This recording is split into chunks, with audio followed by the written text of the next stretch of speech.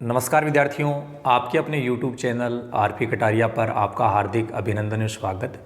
आज हम इस वीडियो में बात करेंगे एक्सरसाइज जो 15.1 की हमने रनिंग में कर रखी थी उसके बारे में। जैसा कि आपको पता है कि पर्सन संख्या 10 तक हम पिछले वीडियोज़ में बात कर चुके हैं। आज हम पर्सन संख्या 11 से इस वीडियो में बात करने वाले हैं। तो देखिए प्रश्न संख्या 11। गोपी अपने जल जीव कुंड के लिए एक दुकान से मछली खरीदती है। अब पहला जो सेंटेंस है वो तो इसकी भाषा है प्रश्न की कि गोपी नाम की कोई लेडी है और वो अपने जल जीव कुंड के लिए एक दुकान से मछली खरीदती है। दुकानदार एक टंकी बनी हुई है दुकानदार के पास, जिसमें 5 नर मछली और 8 मादा मछली है। मेन बात प्रश्न की यही है कि इसमें मछली की बात हो रही है, कौन सी मछली कितनी है। ये इस प्रश्न की महत्वपूर्ण बात है जो अपने को पता चल गई कि नर मछली 5 है, मादा मछली 8 है। उसमें से एक मछली यादृच्छया का मतलब बिना देखे उसे देने के लिए निकालती है। इसकी क्या प्रायिकता है कि निकाली गई मछली एक नर मछली है। सबसे पहले हमें यहाँ पर ये पता करना है कि कौन सी मछली कितनी है। तो आपको यहाँ से पता चल जाएगा कि नर मछली की संख्या 5 है और मादा मछली उसकी संख्या 8 है। एक बार आप इन दोनों संख्याओं को जोड़ दीजिए जो कि 13 हो गया। ये 13 क्या है? कुल मछली। तो इतनी बात आपके प्रश्न में हमें दी गई थी और कुल का नाम प्रायिकता के प्रश्न में आ जाता है तो उसे कहा जाता है कुल संभावित परिणामों की संख्या। जो यहाँ 13 बता रखी है कुल मछली, यह संख्या ही क्या कहलाएगी? कुल संभावित परिणामों की संख्या। तो लिखेंगे आता है कुल संभावित परिणामों की संख्या। कुल संभावित परिणामों की संख्या। तो कुल संभावित परिणामों की संख्या हो गई 13। इसके बाद में हम एक सूत्र लिखते हैं। आपको सबको याद हो गया प्रायिकता का सूत्र क्या होता है? अनुकूल परिणामों की संख्या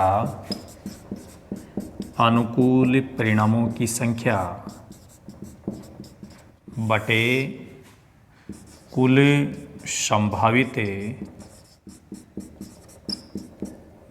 परिणामों की संख्या।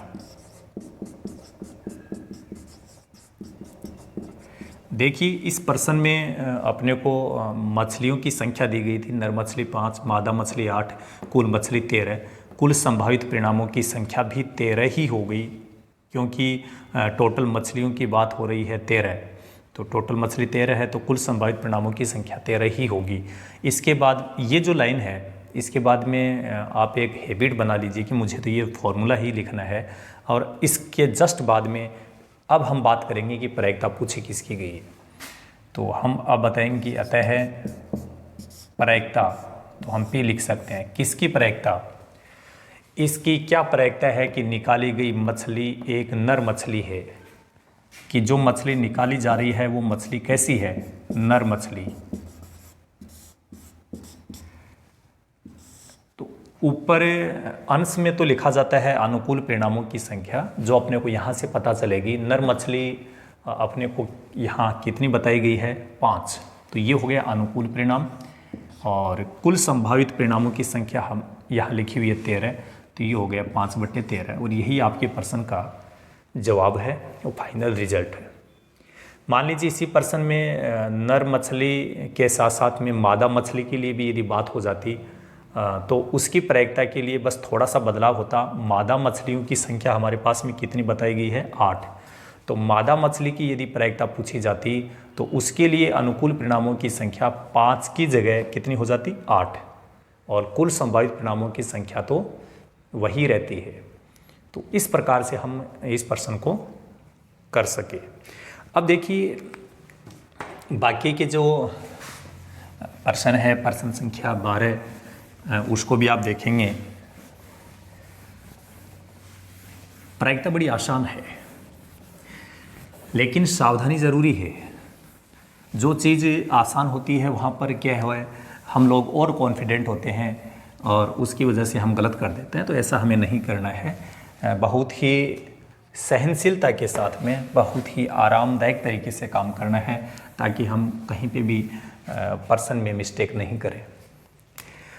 प्रश्न संख्या 12 है कि संयोग के खेल में एक तीर को घुमाया जाता है। प्रश्न संख्या 12 क्या है? संयोग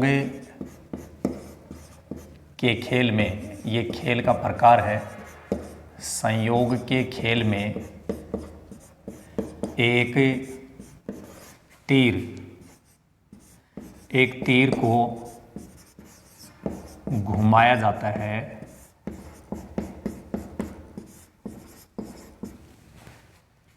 जो विश्राम में आने के बाद,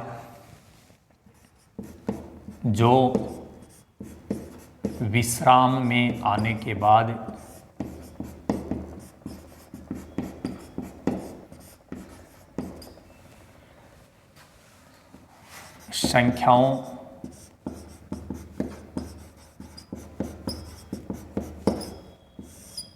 1 2 3 4 5 6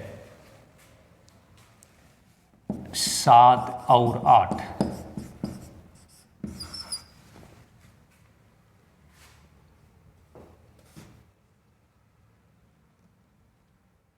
में से किसी एक संख्या को इंगित करता है। में से किसी एक संख्या को इंगित करता है।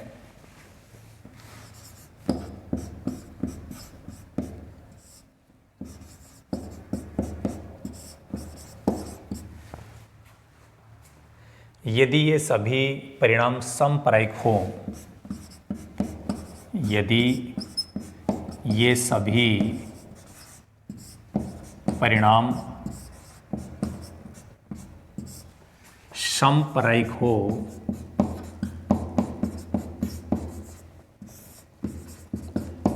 तो इसकी क्या प्रायिकता है कि यह तीर,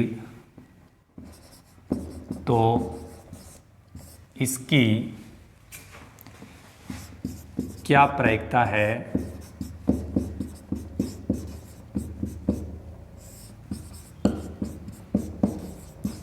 कि यह तीर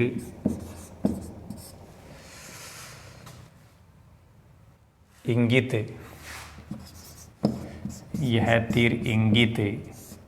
फर्स्ट पॉइंट में बताया गया 8 को करेगा, 8 को करेगा। पॉइंट नंबर 2 है एक विषम संख्या को करेगा, एक विषम संख्या को करेगा।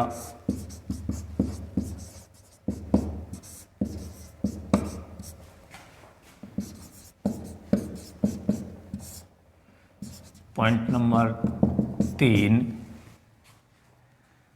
2 से बड़ी संख्या को करेगा, 2 से बड़ी संख्या को करेगा। और पॉइंट नंबर 4, 9 से छोटी संख्या को इंगित करेगा। पॉइंट नंबर 4, 9 से छोटी संख्या को करेगा। ये आपका प्रश्न संख्या 12 है। एक बार हम इसको समझ लें। संयोग के खेल में एक तीर को घुमाया जाता है। ये खेल है जिसमें एक तीर है, उसको घुमाया जाता है। जो विश्राम में आने के बाद, विश्राम का मतलब रुकने के बाद, संख्याओं 1, 2, 3, 4, 5, 6, 7 और 8 में से किसी एक संख्या को इंगित करता है। तो यहाँ तक मेन बात यह है कि जो आपका खेल है जिसमें तीर का निशान है वो किसको इंगित करता है, कौन कौन सी संख्याओं को, ऐसी कौन सी संख्याएं हैं जिसमें उस खेल में तीर का निशान है इंगित करेगा। इंगित का मतलब उसकी तरफ संकेत करेगा।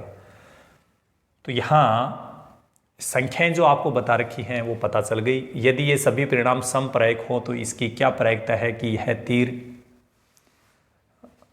इंगित किसको स्पष्ट करेगा या किसकी ओर संकेत करेगा। पॉइंट नंबर 1 में 8 को करेगा, एक विषम संख्या को करेगा। पॉइंट नंबर 3 में 2 से बड़ी संख्या को करेगा। पॉइंट नंबर 4 में 9 से छोटी संख्या को। अब इसके रिजल्ट के लिए सबसे पहले हमें ये बताना है कि आपकी इस प्रश्न में जो संख्याएं बताई गई हैं वो कौन कौन सी है। हम यहाँ लिख सकते हैं उनको। आपको पता है कि 1 से लेकर के 8 तक की संख्याएं हमें यहाँ पर बताई गई है। तो यहाँ पर 1 से 8 तक लगातार संख्याएं हैं, तो कुल संख्याएं कितनी हो गई? 8 हो गई। इसलिए कुल संभावित परिणामों की संख्या अतः कुल संभावित परिणामों की संख्या, कुल संभावित परिणामों की संख्या कितनी होगी? 8 ही होगी, क्योंकि हमारे पास में 1 से लेकर के 8 तक टोटल 8 संख्याएं हो गई। तो ये हो गया कुल संभावित परिणामों की संख्या। इसके जस्ट बाद में हम लिखा करते हैं प्रायिकता का सूत्र कि प्रायिकता बराबर अनुकूल परिणामों की संख्या, अनुकूल परिणामों की संख्या बटे कुल संभावित परिणामों की संख्या। यहाँ पर मैं बता रहा हूँ कुल संभावित परिणामों की संख्या, ये आप लिखेंगे। और अब देखो हम बात करेंगे पॉइंट नंबर 1 के बारे में कि जहाँ प्रायिकता पूछी गई है। तो प्रायिकता के लिए P लिखेंगे, 8 को इंगित, बस इतना ही लिख दो कि वो किसको इंगित करेगा? 8 को। तो अपने को देखना ये है कि यहाँ 1 से 8 तक जो संख्याएं दी गई है उसमें 8 कितनी बार आ रहा है? 8 एक ही बार आ रहा है। इसलिए इस पॉइंट के लिए अनुकूल परिणाम कितने हो गए? 1। और कुल संभावित परिणामों की संख्या 8 है, तो बटे में कुल संभावित परिणामों की संख्या आती है। तो ये आपका उत्तर हो गया। पॉइंट नंबर 2 की यदि बात करें हमें, तो पॉइंट नंबर 2 में देखिए कि एक विषम संख्या को इंगित करेगा। तो इसमें हमें लिखना है विषम संख्या, कि हमें प्रायिकता ज्ञात करनी है कि विषम संख्या। तो अपने को पता है कि 1 से 8 तक टोटल संख्याएं 8 है और लगातार है, तो जिनमें से आधी सम होती है, आधी विषम होती है। तो 8 में से 4 सम होंगी, 4 विषम होंगी। तो हमें तो पता ही करना है कि विषम संख्याएं है कितनी। तो देखो, एक तो ये विषम संख्या है, 3 भी विषम संख्या है, 5 भी विषम संख्या है, 7 भी विषम संख्या है। तो विषम संख्याएं कितनी हो गई? 4 हो गई। तो ये अनुकूल परिणाम और कुल संभावित परिणाम तो ये 8 ही होगा। 4 के पाड़े से इसको काट सकते हैं, एक बार इसको 2 बार, तो इसका उत्तर हो जाएगा 1/2। पॉइंट नंबर 3 देखिए, P ऑफ, हमें प्रायिकता याद करनी है किसकी? पॉइंट नंबर 3 हमने यहाँ लिखा है 2 से बड़ी संख्या, 2 से बड़ी संख्या। तो बिल्कुल आसान बात है कि यहाँ 2 से बड़ी संख्याएं कौन कौन सी है। ये 2 के आगे जितनी भी संख्याएं सब 2 से बड़ी है। तो 2 से बड़ी संख्याएं कितनी हो गई? 6। 1, 2, 3, 4, 5, 6। तो यहाँ 2 से बड़ी संख्या 6 है, तो यही अनुकूल परिणाम है। कुल परिणाम 8 है। 2 के पाड़े से जब 6 को काटेंगे तो 3 आएगा, और 2 का भाग जब 8 में लगाएंगे तो 4 आएगा। तो इसका उत्तर हो गया कितना? 3/4। अब कह रहे हैं कि 9 से छोटी संख्या, इसकी प्रायिकता बताओ। 9 से छोटी संख्या, और यहाँ आप देखेंगे कि जितनी भी संख्याएं दी गई हैं वो सब की सब 9 से छोटी हैं। तो ये सभी संख्याएं कितनी हो गई? 8। तो 9 से छोटी संख्याएं हमारे पास में 8 हैं, तो ये अनुकूल परिणाम। यहाँ एक बार फिर समझा दूँ, कुल संभावित परिणामों की संख्या आप यहाँ से देख लीजिए, और यहाँ से नहीं तो यहाँ समझ लो, देखो सबके बट्टे में मैंने 8 ही लिख रहा है, तो यही कुल संभावित परिणाम, तो यहाँ पर भी कितना आएगा 8, और 8 में 8 का भाग लगाएंगे कितना जाएगा 1 आ जाएगा। ये हो गया आपका प्रश्न संख्या 12। अब प्रश्न संख्या 13 जो है उसकी बात की जाएगी कि प्रश्न संख्या 13 में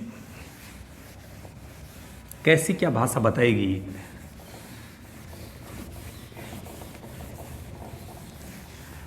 प्रश्न संख्या 13 है, एक पासे को एक बार फेंका जाता है। भाई पासे वाला जो पर्सन है, ताश की गड्डी वाला जो पर्सन है, वो अपनी दृष्टि में काफ़ी इम्पोर्टेंट है। ऐसे पर्सन बोर्ड एग्ज़ाम में कई मरतबा कई बार आते रहते हैं, तो आपको इन पे विशेष ध्यान रखना है।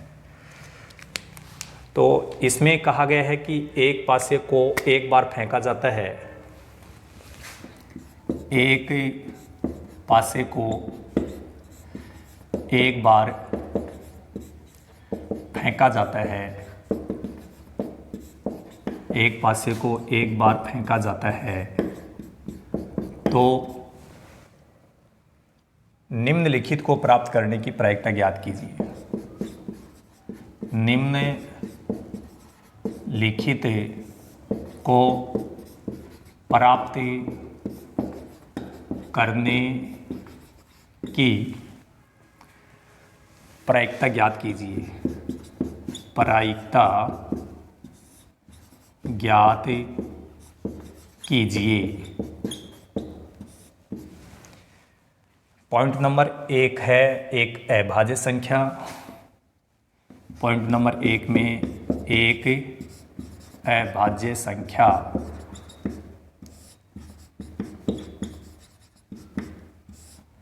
पॉइंट नंबर 2 है 2 और 6 के बीच स्थित कोई संख्या। 2 और 6 के बीच स्थित कोई संख्या।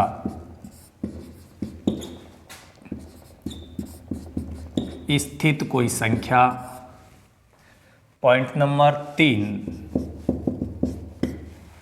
पॉइंट नंबर 3 में है एक विषम संख्या। एक विषम संख्या। यहाँ पासे का जो प्रश्न है, इससे रिलेटेड कुछ महत्वपूर्ण जो इसके संदर्भ में जानकारी है, वो जानकारी हम एक वीडियो हमने बेसिक कंसेप्ट नाम से टाइटल से बनाया था, वहाँ पर सब बताए गए हैं। उस वीडियो को आप ज़रूर देखिएगा, ताकि पासे से रिलेटेड जो भी उसके महत्वपूर्ण तथ्य हैं, पासे से संबंधित जो भी महत्वपूर्ण जानकारी है, उसका आपको पता चल जाएगा। और यदि पासे के बारे में जितना आप जानोगे, उतना ही आसान हो जाएगा पासे से रिलेटेड प्रश्न को हल करना। तो यहाँ देखो पहली लाइन में बताई कि एक पासे को एक बार फेंका जाता है। ये लाइन है वो बड़ी इंपॉर्टेंट है। तो हमें पहले ये बताना है कि कितने पासे हैं, कितनी बार फेंका जा रहा है। तो एक ही पासा है, एक ही बार फेंका जाता है। एक पासे को एक बार फेंका जाता है।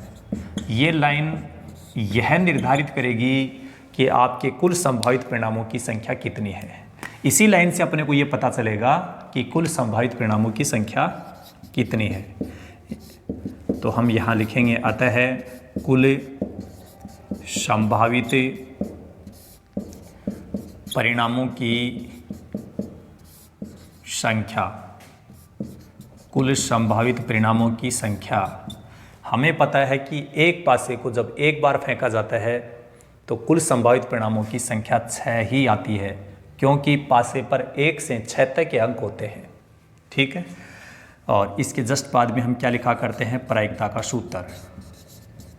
अब प्रायिकता के सूत्र को हम बार बार लिख रहे हैं, तो मुझे लगता है कि आपको याद हो गया होगा। यहाँ लिखते हैं अनुकूल परिणामों की संख्या। अनुकूल परिणामों की संख्या बटे कुल संभावित परिणामों की संख्या। अब हम डायरेक्ट बात करते हैं पॉइंट नंबर 1 के बारे में, कि जहाँ प्रायिकता पूछी गई है, कि प्रायिकता किसकी पूछी गई है, एक अभाज्य संख्या, यही नाम लिख दो, एक अभाज्य संख्या। यहाँ पर एक कंफ्यूज करने वाली बात आ रही है, उसको समझ लें कि अभाज्य संख्या की तो प्रायिकता हमसे पूछी गई है, लेकिन उसके पहले एक लिखा हुआ है। तो कई विद्यार्थी ज़्यादा माइंड लगा लेते हैं और वो समझेंगे कि एक ही अभाज्य संख्या की बात हो रही है, लेकिन मैं आपको बता दूं, यहाँ ये जो एक है, इस एक का कोई मतलब नहीं है। एक का मतलब यहाँ है प्रकार, हम बोलते हैं ना टाइप, कि किस टाइप की संख्याएं, तो अभाज्य टाइप की संख्या। यहाँ एक का मतलब है टाइप या प्रकार। तो इस एक से कंफ्यूज मत होना, हमें केवल ये समझना है कि किस प्रकार की संख्याओं की बात हो रही है। तो यहाँ अभाज्य संख्याओं की बात हो रही है। तो आप सब जानते हैं कि पासे पर जो 1 से 6 तक के अंक होते हैं, उसमें सम संख्याएं भी 3 होती है, विषम संख्याएं भी 3 होती है, अभाज्य संख्याएं भी 3 होती है। ये मैंने पिछले वीडियोज में आपको बताया था, उसको आप याद रखें। तो 1 से जो 6 तक पासे पर अंक होते हैं, उनको मैं आपको थोड़ा बता दूं। इनमें से कौन कौन सी अभाज्य होती है? 2 अभाज्य, 3 भी अभाज्य, 5 भी अभाज्य। तो बताओ कितनी संख्याएं ऐसी हैं जो अभाज्य हैं? 3। तो ये हो गया इस पॉइंट के लिए अनुकूल परिणाम। और कुल संभावित परिणाम बटे में लिखना है, वो संख्या ये रही 6। तो 3/6 है। यदि अपन 3 के पहाड़े से इसको काटेंगे तो 3 का भाग 3 में 1 बार जाता है, 3 का भाग 6 में 2 बार जाता है। इसका उत्तर ये हो जाएगा। अब हम जैसे पॉइंट नंबर 2 की बात करें, तो पॉइंट नंबर 2 में किसकी प्रायिकता पूछी गई है? 2 और 6 के बीच स्थित कोई संख्या। 2 और 6 के बीच स्थित संख्या, इसकी प्रायिकता हमसे पूछी गई है। यहाँ देखिए 2 और 6 के बीच में कौन सी संख्याएं आ रही हैं? 2 और 6 के बीच में ये संख्याएं आ रही है। तो बताओ 2 और 6 के बीच में हमारे पास में कुल कितनी संख्याएं हैं? 3। तो इस पॉइंट के लिए अनुकूल परिणाम 3 है और कुल परिणाम तो ये रहा 6। तो पहले यदि 1/2 उत्तर आया था, तो अब भी 1/2 ही आएगा, क्योंकि पहले भी 3/6, अब भी 3/6। पॉइंट नंबर 3 में देखिए, यहाँ पूछा गया है कि एक विषम संख्या। फिर बता दूं, यहाँ एक का कोई मतलब नहीं है। एक का मतलब यहाँ है प्रायिकता वाले प्रश्न में एक का मतलब है टाइप से, न कि डिजिट 1। तो एक विषम संख्या, एक विषम संख्या, आप सबको पता है कि यहाँ पासे पर जो 1 से 6 तक के अंक है, उसमें कौन कौन विषम है? 1 विषम होता है, 3 विषम होता है और 5 विषम होता है। तो बताओ कितनी संख्याएं ऐसी हैं जो विषम हैं? 3। 3/6, इसको सरल करेंगे 1/2। ठीक है, ये आपके तीनों पॉइंट्स हैं, हल हो गए। ये पासे का आपका प्रश्न है, इसको आप इस प्रकार से समझ सकते हैं। अब देखिए, इसके बाद प्रश्न संख्या 14 की बात करेंगे। प्रश्न संख्या 14 है, वो एक नई टाइप का प्रश्न आ रहा है, ताश की गड्डी से रिलेटेड। कि ताश की गड्डी के बारे में तुम लोगों को कितनी जानकारी है, वो बहुत ही इम्पोर्टेंट है, वो यहाँ काम आने वाली है। जो स्टूडेंट हैं, यदि वो लड़के हैं, तो मुझे लगता है कि उनको ताश की गड्डी के बारे में ज़्यादा जानकारी होगी। लड़कियों को इसके संदर्भ में जानकारी थोड़ी कम होती है। कोई बात नहीं है, यदि जानकारी कम है तो बेसिक कंसेप्ट का जो वीडियो हमने बनाया था, वहाँ जा कर के वो ज़रूर देखें, क्योंकि वहाँ पर हमने ताश की गड्डी से रिलेटेड जितने भी महत्वपूर्ण जानकारियाँ हैं वो हमने वहाँ पर बताई है। तो अभी तक जिन विद्यार्थियों ने उस वीडियो को नहीं देखा, वो वीडियो देखें। जिन लोगों ने अभी तक हमारे चैनल को सब्सक्राइब नहीं किया, वो सब्सक्राइब कर लें और बेल आइकन वाली घंटी का बटन जरूर दबाएं। वीडियो के लिए लाइक कमेंट भी कीजिएगा। अब हम प्रश्न संख्या 14, प्रश्न संख्या जो 14 है, इसमें हमारे पास में बताया गया कि 52 पत्तों की अच्छी प्रकार से फेंटी गई एक गड्डी में से 52 पत्तों की एक ताश की 52 पत्तों की अच्छी प्रकार से फेंटी गई अच्छी प्रकार से फेंटी गई एक गड्डी में से फेंटी गई एक गड्डी में से एक पत्ता निकाला जाता है। एक पत्ता निकाला जाता है।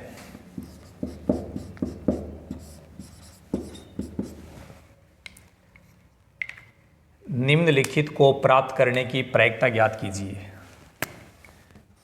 निम्नलिखित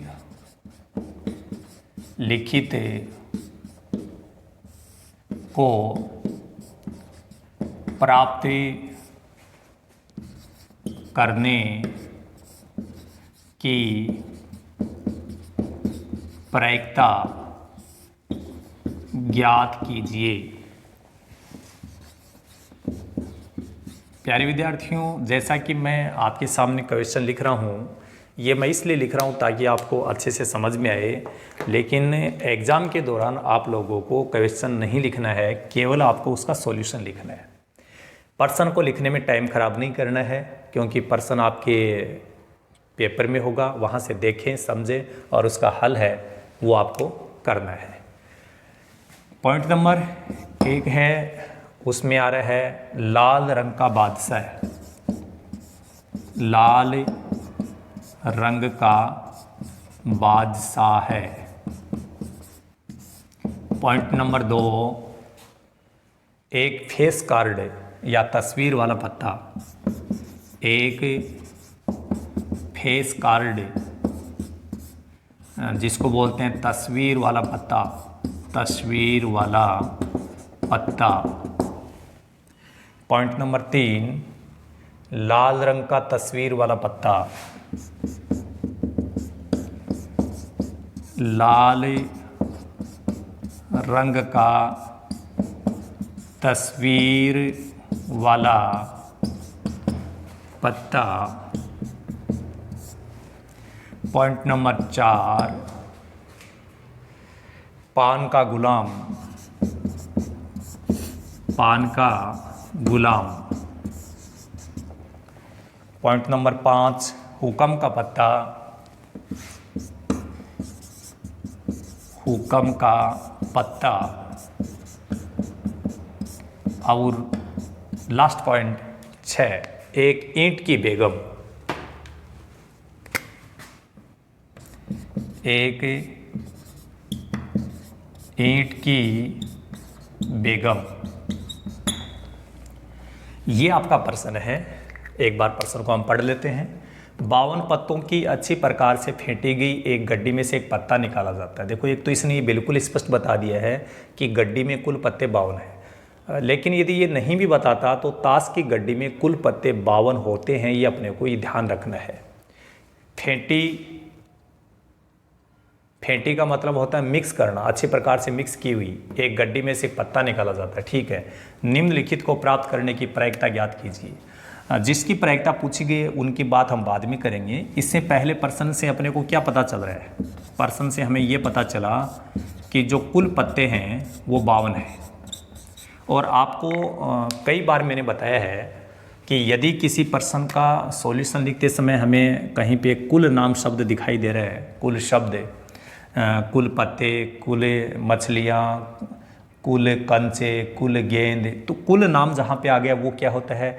कुल संभावित परिणामों की संख्या। तो यहाँ लिखेंगे आता है कुल संभावित परिणामों की संख्या। तो कुल संभावित परिणामों की संख्या कितनी हो जाएगी? 52।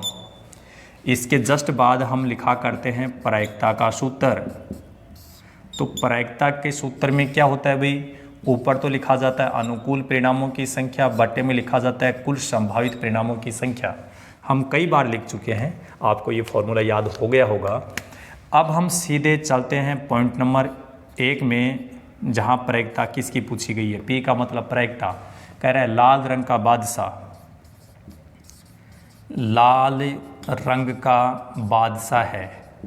आपको मैं बता दूं कि ताश की गड्डी के 4 ग्रुप होते हैं, जिसमें चिड़ी, हुक्म, पान, ईंट ये ग्रुप है। सभी ग्रुप में एक एक टाइप का पत्ता मिलता है। जैसे बादशाह की बात है तो 4 बादशाह होंगे, ईंट में, पान में, हुक्म में, चिड़ी में।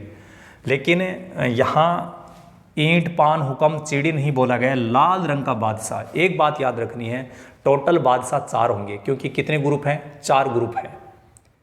लेकिन जब रंग की बात हो जाए तो आधे बोल दिया करो। लाल रंग के भी आधे होंगे, काले रंग के भी आधे। जैसे टोटल बादशाह 4 है तो लाल रंग के 2 बादशाह होंगे, काले रंग के भी 2 बादशाह। आधे लाल आधे काले। जब रंग की बात आ जाए तो ऐसे याद रखो, आधे लाल आधे काले। तो लाल रंग के बादशाह तो टोटल 4 होते हैं, लेकिन लाल रंग की बात हो गई तो लाल रंग के और काले रंग के आधे आधे होते हैं, तो लाल रंग के बादशाह हो गए 2। तो इस लाइन के लिए कुल परिणाम तो यहाँ पर हमने लिख ही रखा है 52।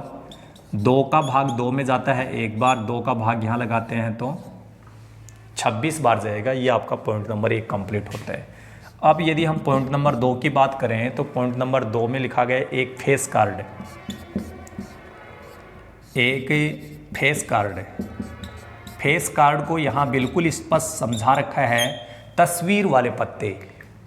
तो ये मेरा शुरुआत का जो वीडियो है वहाँ पर सब कुछ लिखवाया हुआ है, आप उस वीडियो को ज़रूर देखें। प्रत्येक ग्रुप में 3-3 पत्ते ऐसे होते हैं जिनके ऊपर तस्वीर छपी हुई रहती है। बेगम, बादशाह है और गुलाम, ये 3 पत्ते ऐसे होते हैं जिनके ऊपर तस्वीर होती है।